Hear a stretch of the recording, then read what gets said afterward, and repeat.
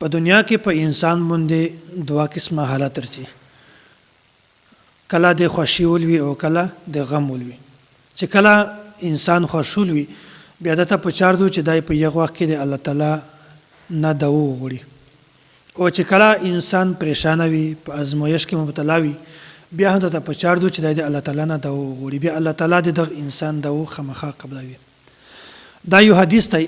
حضرت ابو هريره رضی الله تعالی عنه رسول اکرم صلی الله علیه وسلم دا ارشاد نقل کوي چې من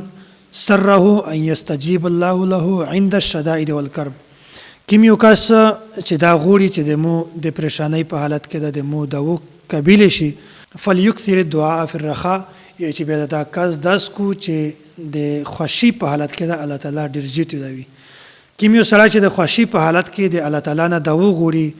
او د توجه ټول د الله تعالی طرف ته وي، بیا الله تعالی په پریشانی کې هم د انسان دعو قبلوي. او هغه دعو چې د یغه تعلیم په سنت کې موجود وي دا دعو الله تعالی خامخا قبلوي، او هغه مسنون دعو او زکه چې سنت الله تعالی خوشوي هم او سنت الله تعالی قبلوي هم، او په دا سنت کې چې کیم سړی د الله تعالی نه څو غوړي بیا الله تعالی هغه هم قبلوي. او دومره خبره ده چې حضرت سعد رضی الله تعالی عنه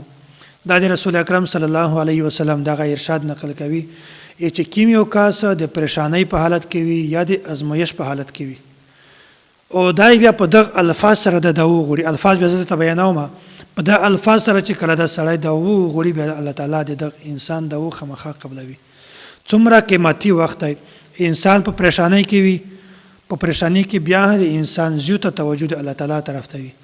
او دای په ازمایش کې مبتلا وي بیا په داس وخت کې کسړای په دغه الفاظ سره دعو غوړي بیا الله تعالی د دعو خامخا قبلوي.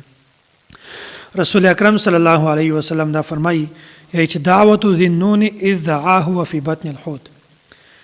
د حضرت یونس علیه السلام ول دعو چې کله د کعبه په ګډه کې د الله تعالی نه دعو وغوښته، ادعو دادو لا اله الا انت سبحانك انی كنت من الظالمین. او بیا رسول اکرم صلی الله علیه وسلم دا بیانوي فانه لم يدع بها رجل مسلم في شيء قط